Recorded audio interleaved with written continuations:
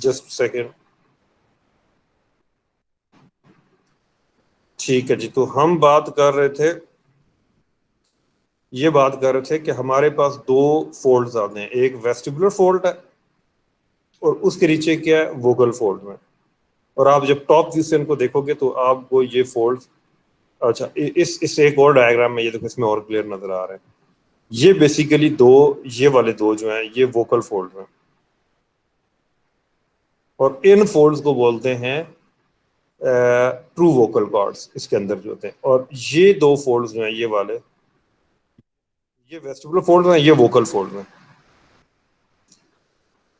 ठीक है, और इनके दरमियान में ये जो ये लैरिंजियल कैविटी है और ये लैरिंजियल वेंट्रिकल्स हैं जो कि लैटरल एक्सटेंड किए हुए हैं, वेंट्रिकल्स हैं, लैरिंजियल वेंट्रिकल्स हैं। इन दोनों गैप, इन फोल्ड्स के दरमियान में ये गैप है, पॉकेट सी बनती है और ये ब्लाइंड आगे से बंद है और इसके अंदर ग्लैंड वगैरह ओपन होते हैं। ठीक, और इसके नीचे ये ऊपर सारा एरिया जो है, ये वेंट्रिकल्स के जो वेस्टिबुलर फोल्ड्स होते हैं इनके ऊपर ये सारा जो एरिया लैरिंक्स का, ये क्या कहलाता है, ये वेस्टिब्यूल कहलाता है, वेस्टिब्यूल। तो इस डायग्राम को आपने अंडरस्टैंड करना है। ये क्या साइड, ये कोरोनल सेक्शन है और ये ऊपर एपिग्लॉटिस है। वेस्टिब्यूल, और ये फोल्ड्स कौन से हैं, वेस्टिबुलर फोल्ड्स। नीचे ये क्या, वोकल फोल्ड्स, और इनके बीच में क्या है, दोनों के बीच में आउट पाउचिंग है, लैटरल साइड पे दो कैविटीज एक्सटेंड की हुई है, लैरेंजियल, ये लैरेंजियल कैविटी है, इससे दोनों साइड पे, इनको वेंट्रिकल्स बोलते हैं। अब इसी डायग्राम को मैं दोबारा आपको दिखाता हूँ। तो ये आप टॉप व्यू से देख रहे हो। आप जब कोई, आप डॉक्टर के पास जाते हो ना, ईएनटी स्पेशलिस्ट के पास, तो आप उसको बोलते हो कि मुझे वो जरा गला मेरा खराब है, मुझे उसको चेक कर दे। एक तो वो बाहर से टॉर्च लगा के देखता है, एक वो, अभी मैं आपको आगे बताऊंगा, लैरिंगोस्कोपी करता है, लैरिंग्स को अंदर से देखता है। ठीक है, और उसमें उसको ये चीज नजर आती है, दो इस तरह के फोल्ड नजर आ रहे हैं। इनमें से एक जो है वो क्या है, वोकल फोल्ड है, और इसके लैटरली इसको क्या नजर आ रहा होता है, वेस्टिबुलर फोल्ड। अब ये तो वो टॉप से देख रहा है, लेकिन एक्चुअली ये सिचुएशन क्या होती है, एक्चुअली ये सिचुएशन ये होती है कि ये आपको दो वेस्टिबुलर फोल्ड नजर आ रहे हैं और उनके नीचे, उनसे लेवल से नीचे थोड़ा सा दो पड़े हुए हैं आपके वोकल फोल्ड्स। ठीक है, और ये वोकल लिगामेंट्स हैं। वोकल लिगामेंट्स के ऊपर जब म्यूकोजा आता है, ये पिंक वाला म्यूकोजा इसके ऊपर चढ़ा है, तो ये वोकल फोल्ड बन गए। ठीक है, अदरवाइज ये पर्पल कलर के जो है ये वोकल लिगामेंट्स हैं। और इसी तरह ये जो गोल गोल वो हैं उसके, ये क्या है, वेस्टिबुलर लिगामेंट्स हैं। इनके ऊपर जो ये पिंक वाला म्यूकोजा आएगा, ये वोकल फोल्ड बन गए हैं। और ये नीचे वाले, जब इसके ऊपर म्यूकोजा आएगा पर्पल वाले के ऊपर, तो ये क्या बन गया, ये वोकल और ये वेस्टिबुलर लिगामेंट। और इनके दरमियान में गैप जो है, ये वेस्टिबुलर राइमा वेस्टिबुलाई है, ग्रीन वाला, दो वेस्टिबुलर फोल्ड्स के दरमियान में। और इसी तरह दो आपके जो हैं वोकल फोल्ड्स, इनके दरमियान में गैप जो है, इसको क्या बोलते हैं, राइमा ग्लॉटिस। ठीक है, तो ये अब आपको उससे, अब ये टॉप व्यू से ये गैप इसमें दिखाया हुआ है, ये क्या है, ये आपका वेस्टिबुलर फोल्ड है और इसके बीच में ग्रीन कलर का जो है ये क्या, राइमा वेस्टिबुला है। और इसी तरह फिर ये व्हाइट वाली लाइन जो है ये क्या है, ये वोकल फोल्ड हैं और इनके बीच में ये ट्रायंगुलर सा गैप जो है, इसको इसने क्या कहा है, राइमा ग्लॉटिस। ठीक है, ये इसमें मैंने इसमें सारा मेंशन कर दिया। ये और ये इन दोनों फोल्ड्स के दरमियान में ये जो गैप है ना दोनों से, ये लैटरल वेंट्रिकल्स है, ये आगे से बंद है, सेक्यूल्स बोलते हैं इनको, बंद है, और इसके अंदर ग्लैंड वगैरह ओपन होते हैं। ये लैटरल वेंट्रिकल्स हैं, लैरेंजियल वेंट्रिकल्स हैं। यानी कि ये दोनों का लेवल जरा फर्क होता है ना, ये थोड़े से ऊपर है और ये दोनों थोड़े नीचे हैं। इनके बीच में आउट पाउचिंग हुई है म्यूकोजा की लैटरली। अच्छा जी, अब ये उसी डायग्राम को इसने दोबारा आपको बताया है। अब बेसिकली चक्कर क्या है, क्या ये सारी इसकी वो क्या है, इम्पोर्टेंस क्या है। इम्पोर्टेंस ये है कि आप, ये देखो, वोकल कॉर्ड्स अपनी उसमें डिफरेंट पोजीशंस इख्तियार करते हैं, ये वोकल कॉर्ड्स हैं। कभी ये एक दूसरे के करीब आ जाते हैं और ये कभी इन दोनों का गैप आपस में बढ़ जाता है, और ये कभी बिल्कुल करीब आ जाते हैं। ठीक है, और इनकी कहने का मतलब ये है इनकी पोजीशन वेरी करती रहती है वोकल कॉर्ड्स की। इसी वजह से डिफरेंट सिचुएशन में डिफरेंट पोजीशन होती है वोकल कॉर्ड्स की। अब ये नॉर्मल जब आप रेस्पिरेशन करते हो, नॉर्मल ब्रीदिंग कर रहे हो, तो वोकल कॉर्ड्स के बीच में थोड़ा सा गैप होता है और इससे एयर अंदर और बाहर जा रही होती है। ठीक है, अब अगर आप इसको, ये राइमा ग्लॉटिस आपके पास, यानी कि दो वोकल कॉर्ड्स के बीच का गैप है, इसको अगर आप गौर से देखो इस ट्रायंगुलर गैप को, तो ये गैप दो किस्म का है। एक ये आपको एरिटेनॉइड कार्टिलेजेस नजर आ रही हैं टॉप व्यू से, इनके बीच में और एक गैप जो है ये आगे से फर्दर डिवाइड हुआ है, और एक गैप जो है इन दो वोकल कॉर्ड्स के बीच में है। ठीक है, ये नॉर्मल रेस्पिरेशन में है, और ये जब आप जोर से सांस लेते हो तो ये वोकल कॉर्ड दोनों साइड पे हो जाते हैं और गैप बढ़ जाता है, राइमा ग्लॉटिस बड़ा हो जाता है और ज्यादा बेहतर सांस ले रहे थे। ठीक है, और जब आप बात करते हो, गुफ्तगू करते हो, साउंड प्रोड्यूस करते हो, तो ये दोनों वोकल कॉर्ड्स, ये वाले वोकल कॉर्ड जो है, ये दोनों बिल्कुल एक दूसरे के करीब आ जाते हैं, एडक्ट हो जाते हैं। एडक्ट एडक्ट मीन्स कि मिल जाते हैं आपस में। और अब जब इसके नीचे से लंग्स में से एयर आएगी और इन वोकल कॉर्ड्स के ऊपर से इसको गुजरेगी, तो ये क्या करेगा, ये वाइब्रेट करेंगे। ठीक है जी, दोनों वोकल कॉर्ड जब ये वाइब्रेट करेंगे तो साउंड प्रोड्यूस होगी, और वो साउंड जब ओरल कैविटी में आएगी तो टंग और माउथ जो है वो क्या करेगा, वो उस साउंड को मैनिपुलेट करके आर्टिकुलेट करेगा, और टंग मूव करेगी और लिप्स मूव करेंगे तो वर्ड्स बनेंगे। साउंड जो आ रही है वो कहाँ से आ रही है, वो आ रही है आपके लैरिंग्स से आ रही है। ठीक है, अच्छा अब ये सिचुएशन क्या, इसमें मेम्ब्रेनस जो दोनों वोकल कॉर्ड से जुड़े हुए, लेकिन जो बीच एक रेटिनॉइड कार्टिलेजेस के बीच में गैप था थोड़ा सा, वो रह गया। ठीक है, यहाँ पे देखो, ये वहां पे ये गैप नहीं है, इधर ये है, और इधर कार्टिलेजेस भी दूर है और ये वोकल कॉर्ड्स भी दूर है। ये वाली सिचुएशन कब होती है, जब आप विस्पर करते हो, किसी कान में विस्पर करते हो या हल्का सा विस्पर करते हो, तो वोकल कॉर्ड्स तो जुड़े हुए होते हैं लेकिन दो कार्टिलेजेस के बीच में गैप होता है, इसमें से साउंड निकल रही होती है।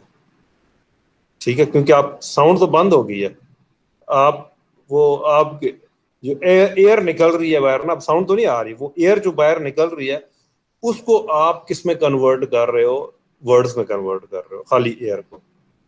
जो ही ये आपने साउंड प्रोड्यूस करनी होगी तो ये भी बंद हो जाएगा पीछे।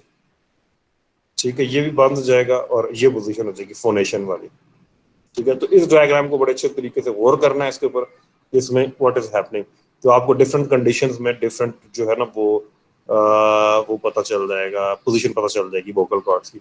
सो vocal cord they keep on adducting and abducting. कभी ये देखो, अब इसमें ये एडक्ट स्लाइटली एबडक्टेड है। एबडक्ट कहते हैं जब कोई दो चीजें आपस में एक दूसरे से दूर चली जाएं। ठीक है, तो यहाँ पे ये थोड़ा सा एबडक्टेड है, इधर ये ज्यादा एबडक्टेड है, इधर ये बिल्कुल एडक्टेड है, ऐड हो गई है, एडक्ट हो गई है, वोकल कॉर्ड्स करीब आ गए हैं। इधर भी एडक्टेड है और थोड़ा सा गैप बीच में बचा हुआ है। ठीक है, अच्छा अब वही मैंने बताया था कि समटाइम्स आप जब डॉक्टर के पास जाते हो तो वो क्या करता है, वो लैरिंगोस, ये क्लिनिकल है, वो लैरिंगोस्कोपी करता है, लैरिंग्स को अंदर से देखता है। उसके दो मेथड होते हैं, एक इनडायरेक्ट मेथड होता है, एक डायरेक्ट मेथड होता है। कुछ अर्सा पहले तक, आज से 15-20 साल पहले तक इनडायरेक्ट मेथड यूज होता था।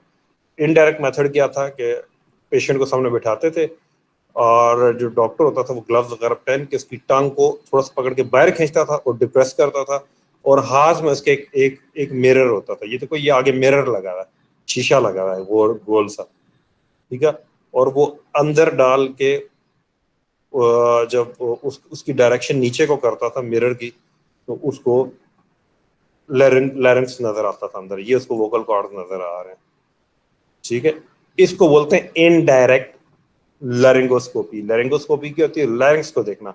इनडायरेक्ट मेथड है, सारी बात उसको आंखों से डायरेक्ट तो नजर नहीं आ रहा, वो शीशे की मदद ले रहा है, शीशे को अंदर डाल रहा है ओरल कैविटी के अंदर और उसके रिफ्लेक्शन में देख रहा है, तो दैट इज इनडायरेक्ट। लेकिन अब जो एडवांसमेंट बहुत ज्यादा हो गई है, अब स्पेशल किस्म के लैरिंगोस्कोप आ गए हैं। ठीक है, ऐसे इंस्ट्रूमेंट्स आ गए हैं कि जिनको वो डालते हैं ओरल कैविटी और फ्लेक्सिबल होते हैं, जैसा ये आपकी होती है जो ऑप्टिक फाइबर केबल होती है, इसको जितना मर्जी मरोड़ तोड़ दें, उसके अंदर इंटरनल रिफ्लेक्शन होती है। वो अब जिन बच्चों को थोड़ी सी फिजिक्स का आइडिया है, तो वो डायरेक्ट मेथड है, उसमें आप जो है ना वो डायरेक्टली इसको वॉच कर रहे हो।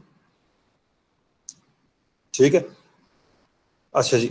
अब एक आपकी इसमें लिखा है वेल सेल्वा मेनूवर। वेल सेल्वा मेनूवर क्या होता है? कभी आप पहाड़ी इलाकों वगैरह में जाएं तो आपने देखा होगा कि अक्सर, हमने पहले भी डिस्कस किया था कि कान बंद हो जाते हैं ऊंचाई पे, हाइट पे ट्रैवल कर, कलर पहाड़ से ऊपर कोई इस्लामाबाद वगैरह भी गया हो तो, और ये फीलिंग आती है जब वापस उतर रहे होते हो। तो वो क्या हो रहा था, वो एयर प्रेशर का डिफरेंस होता है एनवायरनमेंट में, उसकी वजह से कान बंद जाते हैं। फिर आपको किसी ने बताया होगा कि नाक को यूं पकड़ के और जोर से पेट में हवा भर के लंग्स में, तो उसको बाहर निकालो ना, तो इसको बोलते हैं वेल सेल्वा मेनूवर।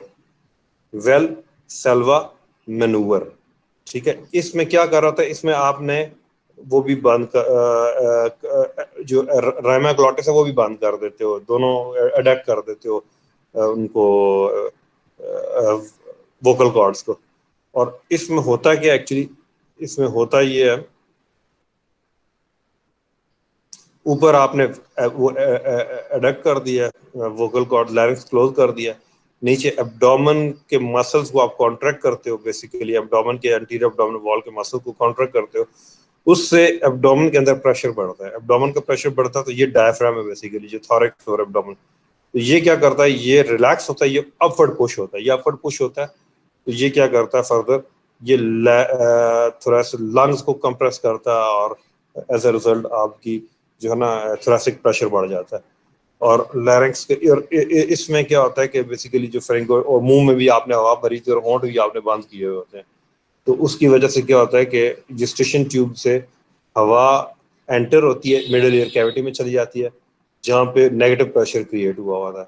और जब उसके अंदर एयर जाती है तो टेम्पैनिक मेम्ब्रेन के दोनों तरफ, बाहर एक्सटर्नल एनवायरनमेंट है और अंदर उसके मिडिल ईयर कैविटी है, उन दोनों के बीच में क्या हो जाता है। अब ये बात बच्चों को पता नहीं समझ आ रही है नहीं आ रही है, ये जिसने अगर ईयर सही तरह से नहीं पढ़ा, तो अब कुछ आप लोगों की अपनी भी वो है, अब आप लोगों ने इसको देखना है। ठीक है, ये फिर हम बात कर रहे थे कि जब कोई बंदा खाना शाना खाते हुए चोक हो जाता है, ठीक है, चोक हो जाता है, तो उसमें होता क्या है चोक होने में, उसमें होता ये है कि वो फूड का बोलस जो है, या वो डायरेक्टली ओरल उसमें चला जाता है, लैरिंग्स में चला जाता है। लैरिंग्स में फिर वो क्या करता है, वो जाके टच करता है वेस्टिबुलर फोल्ड्स को, इन वेस्टिबुलर फोल्ड्स को, इनको जो टच करता है तो ये स्पेशलाइज्ड किस्म का म्यूकोजा होता है। और ये क्या करता है, ये पूरा लैरिंग्स को नीचे स्पैज्म में चला जाता है, मतलब कि दोनों वोकल को, वेस्टिबुलर फोल्ड्स और वोकल फोल्ड्स आपस में अडैप्ट कर जाते हैं, और नीचे लैरिंक्स के साथ राब्ता खत्म हो जाता है, ये आपस में जुड़ जाते हैं, और नीचे लैरिंक्स के साथ इंफ्राग्लॉटिक स्पेस के साथ राब्ता खत्म हो जाता है। तो पूरा लैरिंजियस स्पैज्म, अब ये वोकल कॉर्ड्स कैसे मूव कर रहे हैं, ये लैरिंक्स कैसे स्पैज्म में जा रहा है, ठीक है। ये अगर किसी ने पिछले दफा जो हमने मसल्स पढ़े थे, इंट्रिंसिक मसल्स ऑफ लैरिंक्स, वो पढ़े हो, तो उसको अच्छी तरह अंदाजा होगा कि मसल्स किस तरीके से मूव कर रहे हैं, ठीक है, वोकल कॉर्ड्स को। कोई एडक्ट करता है, कोई एबडक्ट करता है। तो जब लैरिंक्स पूरा उसमें चला जाता है तो सांस आना बंद हो जाती है, और अचानक जो है वो चोक हो जाता है। तो उस केस में क्या है कि एक बंदा जो है वो बैक से आएगा और यूं फिस्ट बनाएगा अपने राइट हैंड से, ठीक है, और उस फिस्ट में वो जो है ना, ये देखो अभी इस डायग्राम में, बल्कि मैंने आपके लिए एक वीडियो भी रखी है, तो वो फिस्ट को एपिगैस्ट्रिक रीजन में रखेगा, एब्डोमेन के सामने, और एक थ्रस्ट और दूसरे हाथ से पकड़ लेगा, ठीक है, और उसको अंदर को और अपवर्ड टूवर्ड द डायफ्राम को सुपीरियरली जो है ना वो पुश करेगा, अपवर्ड थ्रस्ट देगा। तो एज अ रिजल्ट वही वाली सारी इंट्राब्डोमिनल प्रेशर बढ़ेगा, वो प्रेशर मुंतकिल होगा डायफ्राम को, डायफ्राम ऊपर जाके थॉरेक्स को, और थॉरेक्स जो है वो, ठीक है, यहाँ से ये देखो ये इसने दिखाया, ये इंट्रा एब्डोमिनल प्रेशर बढ़ेगा, ये डायफ्राम है, ये डायफ्राम को प्रेशर देगा, प्रेशर वो लंग्स को देंगे, और लंग्स में जो एयर होगी वो बाहर ट्रकिया से वापस ऊपर को बाहर को निकलेगी प्रेशर के साथ। ये देखो ये एरो इसने दिया हुआ है। तो एज अ रिजल्ट जो चोक जिस भी चीज ने किया, ब्लॉक किया वो बाहर निकल जाएगी, ठीक है। अब इसको अब आप इस वीडियो को जरा एक मिनट जरा देखें।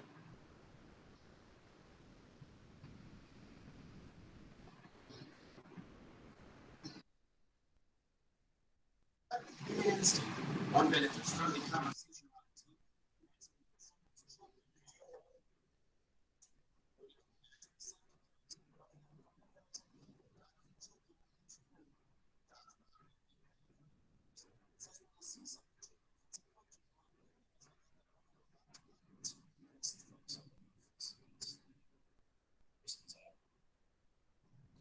ये क्या कह रहा है, कहता है आपने अपनी थंब साइड वाली फिस्ट जो है ना, जब आपने हाथ को ये करना है, ये देखो ठहरो, ये, बल्कि इधर भी नहीं, ये थंब साइड वाली फिस्ट जो है ना वो आपने एपिगैस्ट्रिक रीजन में डालनी है, रखनी है। ठीक है, और दूसरे हाथ से आपने, और इसको आपने जोर के साथ प्रेशर के साथ अंदर को और ऊपर को प्रेस करना है।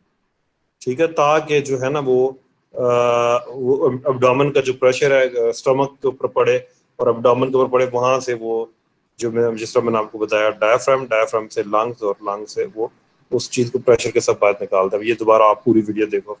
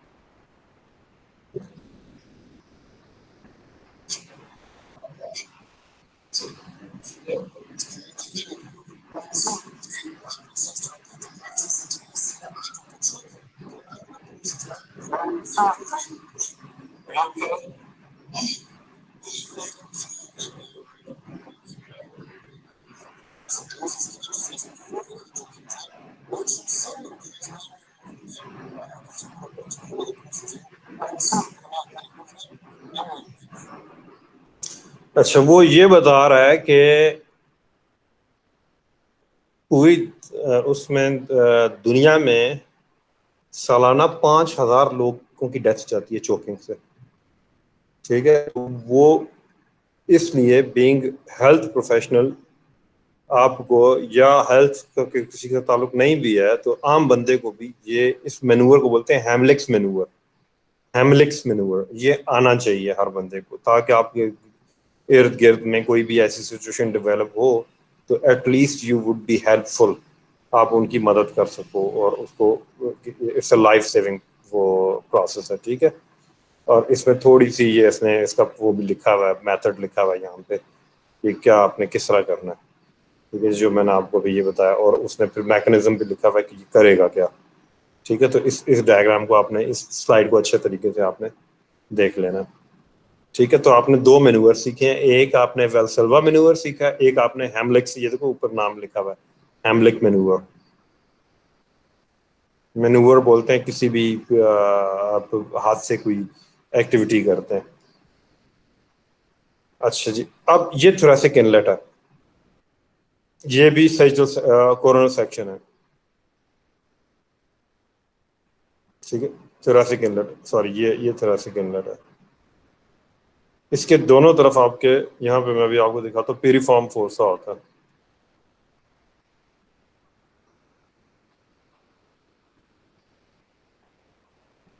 ये देखो, ये थोरेसिक इनलेट है, ये एपिग्लॉटिस है, ये, और ये टांग, ये सॉफ्ट पैलेट है, ये भी क्या सैजिटल सेक्शन है, कोरोनल सेक्शन है। ठीक है, ये नेजल कैविटी है। ये वाली डायग्राम है, आपने ये देखो, ये टांग है ये, और ये सारा कुछ ये आपने यूं कट की दिया, यूं वर्टिकली कट की दिया, और पीछे से आप देख रहे हो उस डायग्राम को। ठीक है,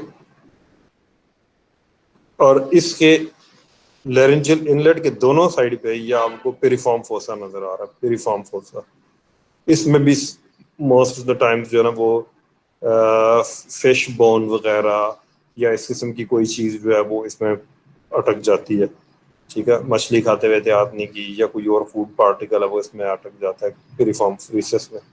और पिरिफॉर्म रिसेस की यहाँ पे इसने बाउंड्रीज मैंने इसमें डाली हुई है। पिरिफॉर्म रिसेस क्या है? ये recess on other side of inlet, यानी कि ये जो इनलेट है इसके दोनों तरफ आपके जो वो क्या पिरिफॉर्म रिसेस है, it is bounded medially by the array epiglottic fold. ठीक है, एरे एपिग्लॉटिक फोल्ड क्या है? ये एपिग्लॉटिस है, ये एरिटनाइड कार्टिलेज है। ये एपिग्लॉटिस का मार्जिन है, ये एरिटनाइड, इनके ऊपर ये एरे एपिग्लॉटिक फोल्ड है, एक ही साइड पे, एक ही साइड पे। तो ये पिरिफॉर्म फोर्स है, मीडियली एरे एपिग्लॉटिक फोल्ड होता है इसमें। तो ये पिरिफॉर्म फोर्स है, तो ये इसकी मीडियल बाउंड्री, ये एरे एपिग्लॉटिक फोल्ड है। एरे एपिग्लॉटिक इसको क्यों बोलते हैं कि एरिटनाइड कार्टिलेज और एपिग्लॉटिस के बीच में जो गैप होता है उसके ऊपर मिकोजा चढ़ा हुआ होता है, एरे एपिग्लॉटिक फोल्ड है। ठीक है, और लैटरली क्या है? Laterally bounded by the thyroid cartilage and thyrohyoid membrane. ये क्या है? लैटरली ये थायराइड कार्टिलेज आ जाती है दोनों साइड पे, और उनके बीच की मेम्ब्रेन थायरोहाइड, ऊपर थायरोहाइड मेम्ब्रेन। तो ये पेरिफॉर्म फोसा की बाउंड्रीज और इसकी सिग्निफिकेंस आपको पता होनी चाहिए। इसको आप थोड़ा सा खुद भी देखो। अच्छा जी, अब क्या होता है? आ, ये क्रीकॉइड कार्टिलेज है ऊपर, और उसके बाद नीचे रिंग शुरू हो जाते हैं ट्रैकिया के। ये C6 के लेवल पे ट्रैकिया स्टार्ट हो जाता है, ये लैरिंक्स है, और उसके बाद ट्रैकिया स्टार्ट हो गया। ये C6 थोरैसिक सर्वाइकल वर्टिब्रा का लेवल होता है। अच्छा, अब इसमें से अगर आपको याद हो, हम इतने दिन से ये पढ़ रहे हैं कि थायरोहाइड मेम्ब्रेन है,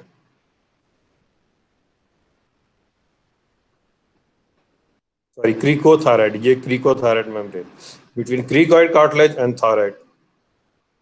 और ट्रैकिया क्या है? ट्रैकिया सी शेप रिंग है, ये देखो, ये सी शेप रिंग है। अल्फाबेट जो होता है ना इंग्लिश का A B C, ये उसकी तरह का रिंग है। ये कंप्लीट रिंग नहीं होता, ये देखो, ये बीच में यहाँ रिंग, यहाँ पे कार्टिलेज यहाँ पे खत्म हो गई है, यूं स्टार्ट हुई है ब्लू कलर की, और ये खत्म हो गई है। इनके बीच का जो गैप है ना, उसके बीच में एक मसल होता है, स्मूथ मसल ट्रेकियालिस, ये देखो, उसने गैप ने स्पैन को, इनके बीच का जो एंड, पोस्टीरियर एंड के बीच में जो गैप है उसको फिल किया हुआ, ट्रेकियालिस। अब ये मसल जो है स्मूथ मसल होता है, ये कट सेक्शन है, ये एक रिंग इसने दिखाया हुआ आपको, और कट सेक्शन दिखाया हुआ ट्रेकिया का, ये कट किया हुआ, और उसमें ये एक रिंग है। ठीक है, और ये गैप जो है ये स्मूथ मसल इसको कवर कर रहा है दोनों। ठीक है, और इस स्मूथ मसल को ट्रेकियालिस बोलते हैं। जब ये मसल कॉन्ट्रैक्ट और रिलैक्स होता है, सारी बात है, ये जब कॉन्ट्रैक्ट करेगा तो ये इस एज को मीडियली खींचेगा, इस एज को मीडियली खींचेगा। एज अ रिजल्ट ट्रेकिया का जो है ना वो ल्यूमन या उसका साइज डिक्रीज हो जाएगा। जब ये मसल रिलैक्स करेगा तो ट्रेकिया ओपन हो जाएगा। ठीक है, यानी कि ये ट्रेकियालिस मसल जो है, ये ट्रेकिया के साइज को इंक्रीज डिक्रीज करता है। जो आपने पढ़ा होगा आगे, इसी तरह ये स्मूथ मसल्स होते हैं, ये कंडक्ट इस पाथवे में होते हैं। आपका जो है एयरवे पाथवे होता है, जो आपका ट्रेकिया, वहाँ से ब्रोंकाई और नीचे लंग्स में जाती है एयर। ठीक है, जो जिन लोगों को एजमा होता है या एस्मा होता है जिन लोगों को, उनमें क्या होता है, उनमें ये मसल जो होते हैं, जब यहाँ पे एलर्जन आते हैं, पोलन ग्रेन वगैरह, ये खास मौसम में, वो एक इम्यून सिस्टम को ऑन कर देते हैं। उसके अलावा ऑटोनॉमिक नर्वस सिस्टम ऑन हो जाता है। तो वो ये जो इस किस्म के स्मूथ मसल्स होते हैं ना, ये सेंसिटिव हो जाते हैं, ये कॉन्ट्रैक्ट करते हैं, तो ये पाथवे कम हो जाता है, रिलैक्स होता है, और एज अ रिजल्ट जो है ना डायमीटर वो बढ़ता घटता है। अच्छा, फिर उसके बाद ट्रेकिया जब नीचे आता है, तो ये तकरीबन टी थोरेसिक 4 वर्टिब्रा और T5, थोरेसिक 4 और T5 जो उसके लेवल पे दो में डिवाइड हो जाता है। ठीक है, मैं किस तरह याद रखता हूँ इस डिवीजन किस लेवल पे? इसको मैं कहता हूँ at at T4 trachea no more. ठीक है, थोरेसिक जो वर्टिब्रा जो होता है, पीछे वर्टिब्रल कॉलम का लेवल, उसको मैं कहता हूँ T4 ट्रेकिया नो मोर, मतलब T4 के लेवल पे ट्रेकिया नहीं होता और खत्म हो जाता है, दो में डिवाइड हो जाता है। या मैं इसको कहता हूँ 5 पे ब्रांच, यानी कि मुझे हमेशा याद रहता है कि थोरेसिक 5 वर्टिब्रा के लेवल पे ये दो में डिवाइड हो गया। ठीक है, दो में डिवाइड हो गया, तो इसके दो वो हैं। और सम टाइम कुछ बुक्स में ये भी लिखा हुआ है कि जो T4 और T5 के बीच में जो इंटरवर्टिब्रल डिस्क है ना, उस लेवल पे ये दो में डिवाइड हो जाता है ट्रैकिया, ये प्राइमरी ब्रोंकाई है। ठीक है। अच्छा जी, अब समटाइम्स हमने पढ़ा होगा इमीडिएटली आपको वो करनी पड़ती है इमरजेंसी, जिस तरह आप अभी आपने पीछे हेमलिक मैनूवर देखा है, और उस हेमलिक मैनूवर में आपको आपने कोशिश की है उसको हेमलिक मैनूवर करके वो जो उसका लॉज हुआ हुआ है फूड पार्टिकल या जो बोलस उसको बाहर निकालने की, वो नहीं निकल रहा, मतलब कि लैरिंक्स के ऊपर फंसा हुआ है। तो आप क्या करोगे, आप जैसा आपने अक्सर मूवीज में देखा होगा, वो दिखाते हैं कि ये बीच में थायरोहाइड मेम्ब्रेन है ना, इसको फील करते हैं, ट्रैकिया को लैरिंजियल कार्टिलेज को फील करते हैं। उसके बिल्कुल नीचे आपको पता है कि क्रिकॉइड कार्टिलेज होती है, इनके बीच में जो गैप है ना, ये वाला गैप, इसके बीच में थायरोहाइड मेम्ब्रेन, यहाँ से आपको जो भी ऐसी कोई चीज मिले जिसके अंदर फॉर एग्जांपल कोई नीडल ऐसी है, उसके अंदर जैसा जो सिरिंज की नीडल होती है, जिसके अंदर नीडल के अंदर जो है वो ल्यूमन होता है, उसको डाल दो, या पेन की वो डाल दो, ताकि वो अक्सर मूवीज वगैरह में दिखा के इमरजेंसी वो ट्रेकियोस्टमी सी करते हैं, और फौरन इस मेम्ब्रेन को, स्किन को और इसको pierce करके नीचे जाके जो है ना वो एक आर्टिफिशियल पाथवे बना देते हैं ऑक्सीजन के लिए। ठीक है। लेकिन एक जो होती है वो प्रॉपर उसको बोलते हैं जो आपकी होती है ट्रेकियोस्टमी होती है। ये ट्रेकियोस्टमी क्या होती है, ये इलेक्टिव ट्रेकियोस्टमी होती है। इसमें क्या करते हैं, इसमें थायरोहाइड मेम्ब्रेन नहीं, बल्कि ये थायरोहाइड मेम्ब्रेन नहीं बल्कि इसके नीचे क्रीकॉइड कार्टिलेज और फर्स्ट रिंग के दरमियान में ये जो वो गैप है, इसमें से, या सेकंड और थर्ड रिंग के दरमियान में जो गैप है इसमें से, या सेकंड या थर्ड या फोर्थ के बीच में जो गैप है, इसमें से अप्रोच करते हैं और एक ट्यूब इंसर्ट करते हैं। ठीक है, ट्यूब इंसर्ट करते हैं और उसको लैरिंक्स में डाल देते हैं। इसको ट्रेकियल ट्यूब बोलते हैं, और इस प्रोसेस को क्या बोलते हैं, ट्रेकियोस्टमी बोलते हैं। ठीक है, और इससे पेशेंट जो है ब्रीथ करता है। ठीक है, फॉर एग्जांपल आपने किसी की ओरल कैविटी में वो किया हुआ है, सर्जरी की है, तो अब वो पेशेंट जो है वो हॉस्पिटल में है, तो आपने अक्सर देखा होगा कुछ लोगों के गले पे से यहाँ से ट्यूब निकली बाहर नजर आती है, ये ट्रेकियोस्टमी ट्यूब होती है। ठीक है, और क्या एक सर्जिकल प्रोसीजर है, उसको ट्रेकियोस्टमी बोलते हैं। वो हुआ हुआ ये टेम्पररी ब्रीदिंग, वो है ऊपर ब्लॉक है लारिंक्स, तो नीचे से यहाँ से ब्रीथ कर रहा है, ट्रेकियोस्टमी बोलते हैं इसको। ठीक है, अब ट्रेकियोस्टमी करते हुए किन चीज़ों का आपने ख्याल करना है, एक तो आपने वही जो थायराइड आर्टरी में हमने पढ़ा था, क्योंकि ट्रेकियोस्टमी कहाँ पे हो रही है, इधर ट्रेकिया पे हो रही है, तो आपको थायराइड थायराइडिमा आर्टरी का ख्याल करना है। उसके उसके अलावा आपको किसका ख्याल करना है, उसके अलावा आपको इस थायराइड के ग्लैंड के इस्थमस का ख्याल करना है। इसको समटाइम्स यूं या तो ऊपर को खींच के रिफ्लेक्ट करना पड़ता है, या कट करके दोनों लोब्स को दाएं बाएं करके फिर ट्रेकियोस्टमी होती है। और या उसके अलावा ये इंफीरियर थायराइड वेन्स, इनका आपको ख्याल वो पता होना चाहिए कि ये इंफीरियर थायराइड वेन्स हैं, ब्लीडिंग हो सकती है इससे। और उसके अलावा ये ब्रेकोस्फेलिक वेन्स के बारे में, बहुत ज़्यादा नीचे अगर ट्रेकियोस्टमी कर दोगे तो इसका खतरा है। ठीक है, तो ये होता रहता है, इस तरह की सिचुएशन होती रहती है। अब ये ट्रेकियोस्टमी की मैंने एक वीडियो डाली है, इसको ज़रा देखो। इसमें ये क्या करेगा, पहले स्किन को इंसिजन देगा, फिर नीचे इंफ्राहाइड मसल्स आएंगे, उनको रिफ्लेक्ट करेगा, फिर उसके बाद ट्रेकिया का अप्रोच करके ग्लैंड को ऊपर करेगा, और फिर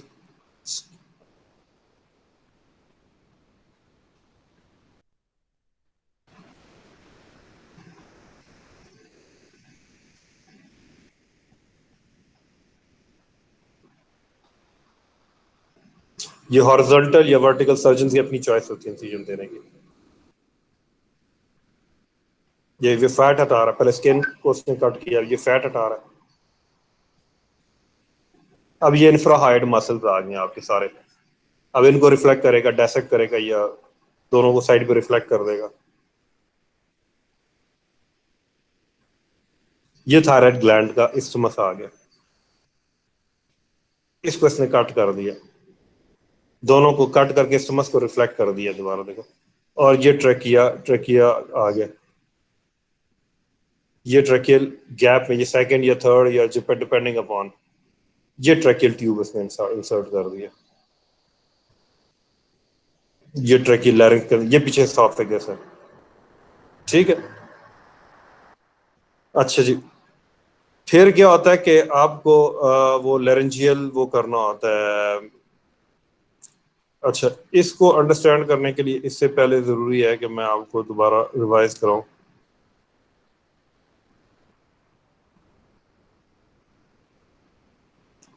नर्व सप्लाई, ये दो नर्व्स हैं, ये सुपीरियर लैरिंजियल नर्व है, ये इंफीरियर लैरिंजियल नर्व है, ये लैरिंग्स है, लैटरल व्यू है। इस डायग्राम को आपने लाजमी याद करना है, ठीक है। अब inferior laryngeal superior laryngeal nerve vagus nerve की ब्रांच होती है, और ये भी वेगस नर्व की ब्रांच है, दोनों वेगस नर्व की ब्रांचेस है। सुपीरियर ऊपर से नीचे आ रही होती है, इसलिए सुपीरियर लैरेंजियल नर्व है। ये नीचे से ऊपर आ रही थी, इसको रिकरेंट लैरेंजियल नर्व, जो मैंने आपको बताया था कि किस तरीके से रिकरेंट लैरेंजियल नर्व बनती है, ठीक है। ये नीचे से ऊपर आ रही है। अच्छा, अब ये आपका जो लैरिंक्स के जितने मसल्स हैं ना, अभी आपने ये जिस तरह फॉर एग्जांपल उस दिन हमने पढ़े थे, ये मसल सारे हमने देखे थे। ये देखो, अच्छा, इससे पहले मैं आपको एक और डायग्राम दिखाता हूँ।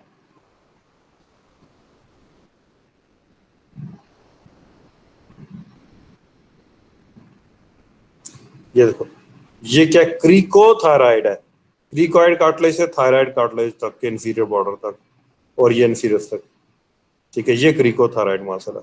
और उसके अलावा पोस्टीरियर क्रीको एरिटेनॉइड, ठीक है, ये लैटरल क्रीको एरिटेनॉइड, इधर थायरो एरिटेनॉइड, क्योंकि ये थायराइड कार्टिलेज पे अटैच्ड है, उधर पीछे जाके एरिटेनॉइड कार्टिलेज पे, और उसके बिल्कुल मीडियली वोकैलिस मसल है, ठीक है। और ये क्या है, ये एक एरिटेनॉइड कार्टिलेज है, ये दूसरी एरिटेनॉइड कार्टिलेज है, इनके बीच में ट्रांसवर्स एरिटेनॉइड, फिर इसमें दो किस्म के फाइबर्स होते हैं। एक, ये देखो, ये ट्रांसवर्स एरिटेनॉइड पीछे बैकग्राउंड में नजर आ रहा है, और ये, और एक इसमें ओब्लिक फाइबर्स होते हैं, इसमें एक ओब्लिक होते हैं, एक ट्रांसवर्स होते हैं, ठीक है। ये सारे लेरेंजियल मसल्स हैं, और इन सारे के सारे लेरेंजियल मसल्स को रिकरेंट लेरेंजियल नर्व सप्लाई करती है। All the laryngeal muscles, all the, याद रखना, all the laryngeal muscles, they are supplied by recurrent laryngeal nerve, except for cricothyroid। ये जो आपका क्रिकोथायराइड है, जो नीचे क्रिकोइड कार्टिलेज पे अटैच है और ऊपर थायराइड कार्टिलेज पे अटैच है,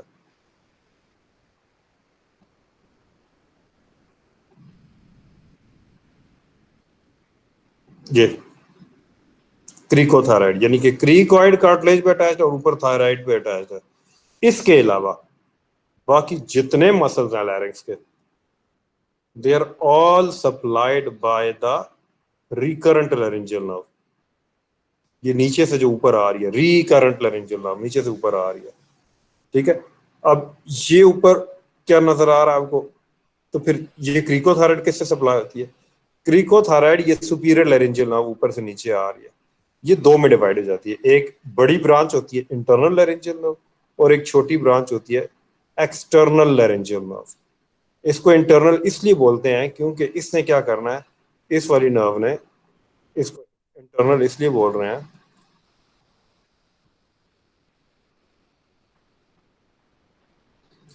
कि इसने आना है, और थायरोहाइड मेम्ब्रेन, बीच में हमने देखा था जो ओपनिंग है, सुराख है, जो ओपनिंग है, ये हाइड बोन है, ये थायराइड, इनके बीच में, ये इस ओपनिंग से इसने अंदर लैरिंक्स के अंदर चले जाना है, और म्यूकोजा को along with laryngeal, superior laryngeal, internal laryngeal artery, इसके साथ आर्टरी भी होती है, अंदर जाके इसने म्यूकोजा को, जो अपने हम भी इतनी देर से म्यूकोजा पढ़ रहे हैं, उसको ऑटोनॉमिक प्लस सेंसरी इंफॉर्मेशन, यानी वोकल कॉर्ड्स के ऊपर ऊपर लैरिंक्स का जितना पोर्शन है, यानी कि ये जो वोकल कॉर्ड्स हैं, इनके ऊपर ऊपर ये लैरिंक्स का जितना, बल्कि वोकल कॉर्ड्स की सुपीरियर सरफेस भी, इसके ऊपर ऊपर जितना पोर्शन है लैरिंक्स का, ये सारा, ये इसका ये जो पिंक वाला म्यूकोजा है, ये सारा किससे सप्लाई होगा, ये जो पिंक वाला म्यूकोजा, ये देखो, ये जो पिंक वाला ये म्यूकोजा है, ये वाला, ये यहाँ तक, क्योंकि ये वोकल कॉर्ड है ना, ये वोकल कॉर्ड के नीचे शुरू हो जाएगा ये वाला, और ये वोकल कॉर्ड से ये वाला पोर्शन ऊपर है, यानी कि ऊपर वाला सारा पोर्शन जो है वो इस इंटरनल लैरिंजियल नर्व से सप्लाई होगी। तो इंटरनल लैरिंजियल नर्व कौन सी होगी, मोटर होगी, सेंसरी होगी, सेंसरी ब्रांच होगी, ठीक है। और इसकी जो दूसरी ब्रांच है एक्सटर्नल लैरिंजियल नर्व, ये क्रिकोथायराइड मसल को सप्लाई करेगी।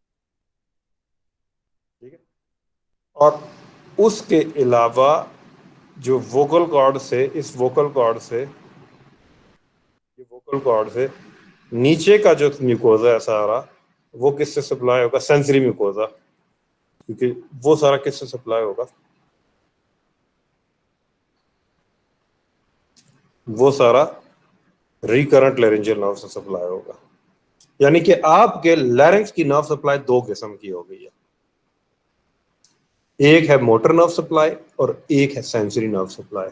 मोटर नर्व सप्लाई मसल्स के लिए होती है ताकि वो एक्शन करें, और सेंसरी नर्व सप्लाई म्यूकोजा के लिए होती है ताकि अगर कोई उसके ऊपर कुछ चीज आके टच करे तो म्यूकोजा जो है वो उस सेंसेशन को बताए कि भाई ये अंदर ये हो रहा है। ठीक है, तो आई होप कि सेंसरी और मोटर का तो आपको पता ही होगा। तो जो अंदर जा रही है, अच्छा, अब मोटर नर्व सप्लाई क्या है? All the laryngeal muscles, all the laryngeal muscles they are supplied by the recurrent laryngeal nerve, ये नीचे से ऊपर आ रही है, एक्सेप्ट फॉर क्रिकोथायराइड। ठीक है, बाकी सब मसल्स को ये सप्लाई कर रही है रिकरेंट laryngeal नर्व। इस ये यही डायग्राम है, ये वाली डायग्राम, यही वाली डायग्राम, इसमें सिर्फ इसने इस मसल को हटा दिया। ये फेरेंजियल मसल है, फेरेंजियल मसल, फेरिंग्स का मसल है, इसको इसने हटा दिया और ये नीचे से आपको दिखा रहा है। और ये नर्व जब ऊपर जाती है इस फेरेंजियल मसल के नीचे चली जाती है, थायराइड कार्टिलेज के मीडियली चली जाती है, इसके भी थायराइड कार्टिलेज के भी, ये जो थायराइड कार्टिलेज है इसके भी नीचे चली जाती है, और यहाँ आके दो में डिवाइड हो जाती है, एक एंटीरियर ब्रांच और एक पोस्टीरियर ब्रांच। तो अंदर जाके एंटीरियर ब्रांच जो है वो देख लेना कौन कौन से मसल को सप्लाई करती है। पोस्टीरियर ब्रांच जो है वो posterior arytenoid, cricoarytenoid, transverse arytenoid, oblique, उन सबको सप्लाई करती है। एंटीरियर वाली जो है वो बाकी की उनको, सिर्फ ये क्रिकोथायराइड जो मसल है ना, ये बच जाता है। बाकी तमाम के तमाम मसल लैरिंग्स के रिकरेंट लैरिंजियल नर्व से सप्लाई होते हैं। तो फिर सवाल यह कि क्रिकोथायराइड को कौन सप्लाई करता है? इस क्रिकोथायराइड को सुपीरियर लैरिंजियल नर्व की एक्सटर्नल ब्रांच, जो कि मोटर होती है, क्योंकि ये मसल है ना, इसमें मसल को सप्लाई करना है तो ये मोटर है, और ये इसकी लैरिंजियल ब्रांच, लैरिंजियल। ठीक है, तो मोटर हमने देख लिया, all the muscles of the larynx are supplied by recurrent laryngeal nerve except for cricothyroid which is supplied by the external laryngeal branch, external laryngeal nerve branch of superior laryngeal। अच्छा, ये तो होगी motor nerve supply. तो sensory nerve supply क्या है? Sensory nerve supply ये है, all the laryngeal mucosa above the vocal cords. अभी हमने देखा था ये जो वोकल कॉर्ड्स हैं, ये वाले वोकल कॉर्ड, ये वोकल कॉर्ड, इनके ऊपर ऊपर का जितना म्यूकोजा है, ये वाला, ये वेस्टिब्यूल वाला, और ये वेस्टिबुलर फोल्ड वाला, ये जितना म्यूकोजा है पिंक कलर का, ये इंटरनल लैरिंजियल नर्व से सप्लाई होगा, जो कि ये जा रही है अंदर। और इस वोकल फोल्ड के बाद इसके नीचे नीचे जितना म्यूकोजा है, इस फोल्ड के नीचे जितना म्यूकोजा है, म्यूकोजा, वो इसी रिकरेंट लैरिंजियल नर्व के अंदर सेंसरी फाइबर्स भी होंगे, उनसे सप्लाई होगी।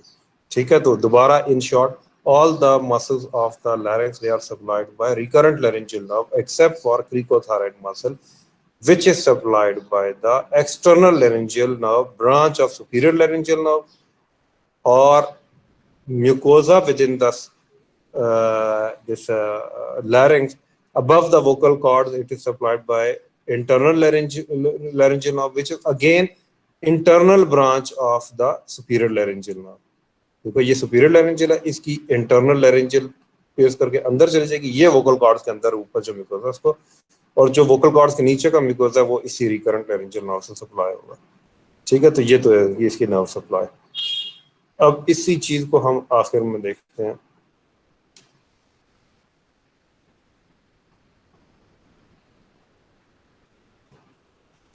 अब आपने क्या करना है, आपने किसी का वो देखना है अंदर उसका म्यूकोसा वगैरह कोई, वो तो अब उसने आपने एनेस्थीसिया देना है, कोई सर्जरी करनी है, तो आप क्या करोगे?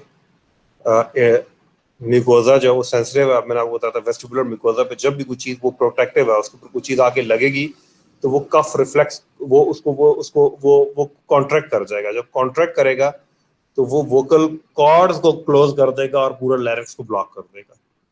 ठीक है, तो उसके लिए जरूरी है कि आपने क्या करना है, आपने लैरिंजियल, इंटरनल लैरिंजियल ब्रांच को ब्लॉक करना है।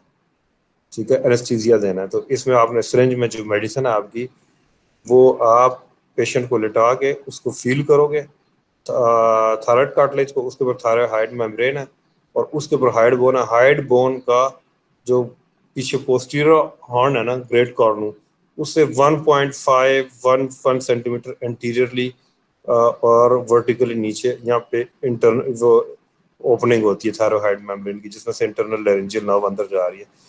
इसमें आप इंजेक्ट कर दोगे। जब दवाई इसमें जाएगी तो वो आगे क्या करेगी, सारे के सारा ग्लूकोजा जो है वो अबव द वोकल कॉर्ड उसको एनेस्थीसिया कर देगी, सुन कर देगी। ठीक है, तो ये मैंने उसका थोड़ा सा प्रोसीजर लिखा हुआ है कि ये कैसे होगा सारा कुछ। ठीक है, नेक को थोड़ा सा आप एक्सटेंड करोगे, ग्रेटर कॉर्नू को आप, ये देखो ये ग्रेटर कॉर्नू के ऊपर इसका थंब आप फील करोगे, हाइड बोन एंड और प्रेसिंग कॉन्ट्रालेटरल, तो ये आपने थोड़ी सी इसकी वो पढ़ लेनी है। ठीक है, और आई होप कि आप लोगों ने लैरिंक्स के वो सारा देखा होगा। ये देखो, मैंने जो भी आपको एक वीडियो मैंने आपको व्हाट्सएप पे भेजी है, वो भी देखनी है हर बच्चे ने। और एक वीडियो मैंने आपको भेजी है आपके गूगल क्लासरूम पे। मैं देख रहा हूँ बहुत सारे बच्चे गूगल क्लासरूम को जो है ना, उसके असाइनमेंट को लिफ्ट नहीं करा रहे। मैंने कल एक असाइनमेंट डाली थी और वो किसी भी बच्चे ने नहीं देखी अभी तक। तो 2 मिनट की वीडियो, अपनी जिंदगी से 2 मिनट निकाल लो अगर आप अपना अच्छा कॉन्सेप्ट चाहते हो। ये देखो, ये क्रिकोथायराइड मतलब ये साइटल सेक्शन बस ने कट कर दिया। तो ये क्रिकोथायराइड क्या करेगा, ये कार्टिलेज क्या करेगी, ये इसको ऊपर को पोल करेगी, क्रिकोइड कार्टिलेज को, या थायराइड कार्टिलेज नीचे पोल होगा। तो ये देखो, ये ओरिजिनल पोजीशन है थायराइड कार्टिलेज की, और ये जो डॉटेड में इसमें इसने नई पोजीशन शो किया after pulling of these muscles. तो एज अ रिजल्ट ये वोकल कॉर्ड्स है। जब ओरिजिनल पोजीशन में था, ये देखो यहाँ से इसने वर्टिकल एक ऊपर खींचा और नई पोजीशन से एक वर्टिकल ऊपर खींचा। जब ओरिजिनल पोजीशन में था तो ये देखो, ये इतनी लेंथ थी वोकल कॉर्ड की, और जब ये नई पोजीशन में आया तो वोकल कॉर्ड की लेंथ बढ़ गई है। यानी कि जब ये कार्टिलेज नीचे जाएगी तो ये वोकल कॉर्ड पे खिंचाव पड़ेगा और उसकी लेंथ इंक्रीज हो जाएगी। तो ये वोकल कॉर्ड के क्या टेंसर हैं, कौन से मसल्स हैं, क्रिकोथायराइड। ठीक है, अच्छा, अब उसके बाद ये टॉप व्यू है, ये एरिटेनॉइड कार्टिलेज है, और ये आपका जो क्रिकोइड कार्टिलेज का पोस्टीरियर लेमिना है, ये इसके बाहर पीछे ये मसल अटैच है, और इधर मस्कुलर प्रोसेस पे अटैच है। ये वोकल प्रोसेस है जिसपे वोकल कॉर्ड अटैच है एरिटेनॉइड कार्टिलेज का, और ये पीछे वाला जो है ये मस्कुलर प्रोसेस, क्योंकि इस पे मसल्स अटैच है। ये देखो, इस वजह से इसको मस्कुलर प्रोसेस बोलते हैं। और मैंने आपको एक पॉलिश की नॉब की एग्जांपल दी थी। ठीक है, ये दरमियान में देखो पिवेट है। अगर आप नॉब को नीचे खींचोगे तो दूसरा एंड नॉब का ऊपर जाएगा, और अगर आप इस नॉब को नीचे खींचोगे तो ये वाला एंड ऊपर जाएगा, तभी डबिया खुलेगी ना। आप इसको नीचे को प्रेस करते हो तो ये वाला नॉब इस ढक्कन के अगेंस्ट, और इसको ये ऊपर को पुल करता है और ढक्कन को खोल देता है। ठीक है, इस मैकेनिज्म को अंडरस्टैंड करो। ठीक है, ये नॉब नीचे को जाएगा तो ये वाला एंड नॉब को ऊपर जाएगा। अगर आप इसको प्रेस करोगे इस नॉब के, तो ये वाला एंड ऊपर जाके ढक्कन को खोल देगा। एग्जैक्टली यही चीज यहाँ पे हो रही है। ये नॉब है, अगर ये नॉब पीछे से मीडियली जाएगा तो आगे से लैटरली जाएगा। पीछे से मीडियली देखो, एरो की डायरेक्शन देखो, ये मसल जो है ये पोस्टीरियर क्रिकोरेटिनॉइड है, ये इसको मीडियली अपनी तरफ खींच रहे हैं दोनों मसल। तो जब मस्कुलर प्रोसेस एक दूसरे की तरफ बढ़ेंगे तो आगे वाला प्रोसेस क्या होगा, क्योंकि ये अगर मीडियली जा रहा है तो ये लैटरली जाएगा, तो ये दोनों क्या हो गए, इन्होंने क्या किया, आगे वाला लैटरली चला गया, इसका भी आगे वाला लैटरली चला गया, उसके ऊपर वोकल कॉर्ड्स अटैच थे, तो वोकल कॉर्ड्स ओपन हो गए, राइमा ग्लॉटिस ओपन हो गया। This muscle is posterior cricoarytenoid is abductor, abduct कर रहा है ये वोकल कॉर्ड्स को। अब ये कौन सा मसल है, ये लैटरल क्रिकोरेटिनॉइड है। ये देखो यहाँ पे ये इधर अटैच्ड है लामिना पे, इधर ये रिंग के, इस रिंग के क्रिकोइड कार्टिलेज के सुपीरियर बॉर्डर के सुपीरियर बॉर्डर पे अटैच है।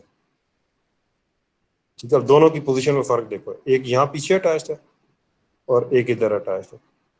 और ये क्या कर रहे हो आप, ये लैरिंक्स को टॉप व्यू में देख रहे हो, ये थायराइड कार्टिलेज है। ठीक है, अब ये मस्कुलर प्रोसेस के ऊपर ये लैटरल क्रिकोरेटिनॉइड है। ये दोनों मुख्तलिफ मसल हैं, ये पोस्टीरियर क्रिकोरेटिनॉइड है, ये लैटरल क्रिकोरेटिनॉइड है। अब देखो ये सुपीरियर बॉर्डर पे अटैच है और इधर ये नॉब, उसी नॉब की, या आप कहो के रेटिनॉइड कार्टिलेज की मस्कुलर प्रोसेस पे अटैच है। जब ये इधर मसल कॉन्ट्रैक्ट करेंगे दोनों साइड के, तो ये ओरिजिन इस इंसर्शन को अपनी तरफ पुल करेगी। तो अब देखो ये जो क्रिकोइड कार्टिलेज का वोकल प्रोसेस जो है, ये लैटरली मूव कर रहे हैं, रोटेट कर रहे हैं। इधर ये मीडियली रोटेट कर रहे हैं और इधर ये लैटरली रोटेट कर रहे हैं। और एज अ रिजल्ट जब ये लैटरली रोटेट करेंगे तो ये नॉब की तरह ये जो प्रोसेस है दोनों, जिन पे वोकल लिगामेंट अटैच है, ये एक दूसरे की तरफ बढ़ेंगे। ये मीडियली जाएंगे लैटरल जाने की बजाय, और as a result vocal cords बंद हो जाएंगे। तो लैटरल क्रिकोरेटिनॉइड क्या है, ये एबडक्टर है, और ये क्या है, ये सॉरी ये एडक्टर है। लैटरल क्रिकोरेटिनॉइड क्योंकि एडक्ट कर दिया इसने वोकल कॉर्ड्स को, और पोस्टीरियर क्रिकोरेटिनॉइड क्या, ये एबडक्टर है। ठीक है, और उसके अलावा ट्रांसवर्स रेटिनॉइड है। एक ट्रांसवर्स प्रोसेस के रेटिनॉइड कार्टिलेज दूसरी से ट्रांसवर्सली वो फाइबर से, जब ये मसल कॉन्ट्रैक्ट करेंगे तो ये इस रेटिनॉइड कार्टिलेज को मीडियली पोल करेगा और उधर वाला मीडियली पोल होगा, और दोनों रेटिनॉइड कार्टिलेज एक दूसरे की तरफ बढ़ेंगे। ये देखो एरो, देखो एरो से रिजल्ट आगे से वोकल कॉर्ड फिर बंद हो जाएंगे।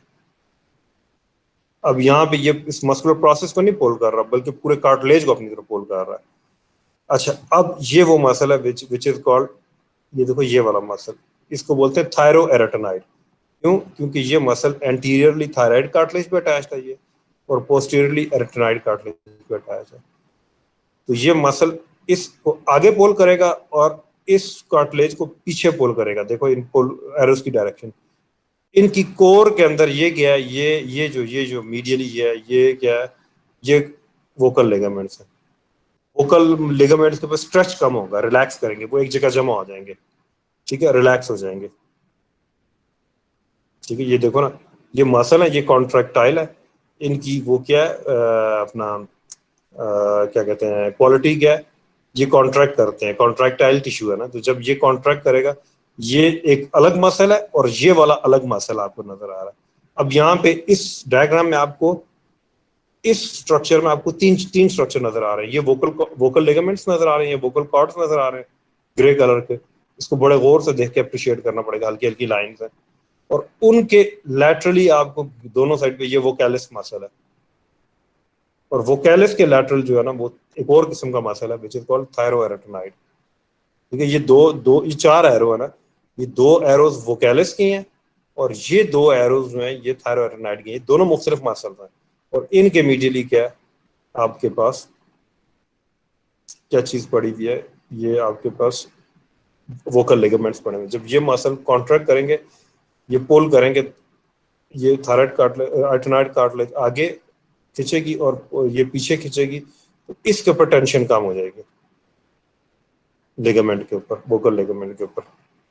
ठीक है, तो ये आपने, आपकी इसकी भी रिवीजन होगी। ये उस डायग्राम को आपने देखना है, इनके एक्शंस देखने हैं, फिर आपने वो जो मैंने एमसीक्यूज आपको दिए हैं और एक वो लैरिंक्स की नर्व सप्लाई का, तो वो हर बच्चे ने असाइनमेंट करके मुझे सबमिट करवानी है। ठीक है, तो ये आपका आज का लेक्चर था, इसके साथ हमारा लैरिंक्स खत्म हो गया। अगर किसी बच्चे के कुछ क्वेरीज हैं तो प्लीज बार बार कह रहा हूँ, दोबारा पूछो, दोबारा पूछो, दोबारा पूछो।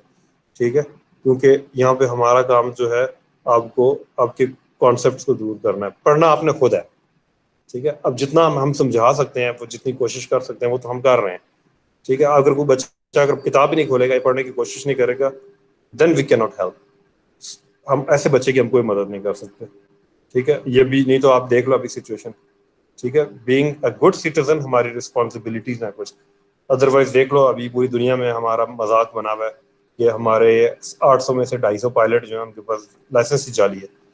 ठीक है, कल को ये ना हो आपको भी कोई ऐसी 2 नंबरी करनी पड़े। ठीक है, तो हर बंदा जो होता है ना वो अपनी नेशन का या अपनी कौम का एक नुमाइंदा होता है। ठीक है, इकबाल ने ऐसे ही नहीं कहा कि हर फर्द है मिल्लत के मुकद्दर का सितारा ना। ठीक है, आपको बहुत सारे बच्चों को ये बातें जो है ये फजूल लग रही है, ये फजूल नहीं होती। ठीक है, ये आपके मसाइल का हल होता है पूरी दुनिया में। आप देखो, अब आपको क्यों नहीं बाहर के वीजे लगते? क्योंकि आपका आपका अमेरिका का वीजा क्यों नहीं लगता? अब मेरे कजन हैं वो फ्रांस से मूव किए कनाडा, आराम से उन्होंने पासपोर्ट दिखाया, उन्होंने जहाज की टिकट लिए, बैठ के चले गए। हम नहीं जा सकते क्योंकि ये वजूहत हैं उसके पीछे। तो अपनी रिस्पॉन्सिबिलिटी का एहसास करके तो अच्छे सिटीजन बनो। ठीक है, तो ये अब असाइनमेंट हर बच्चे ने मुझे करके भेजनी है। तो मैं यहाँ पे अब लेक्चर ख़त्म कर रहा हूँ। Thank you very much.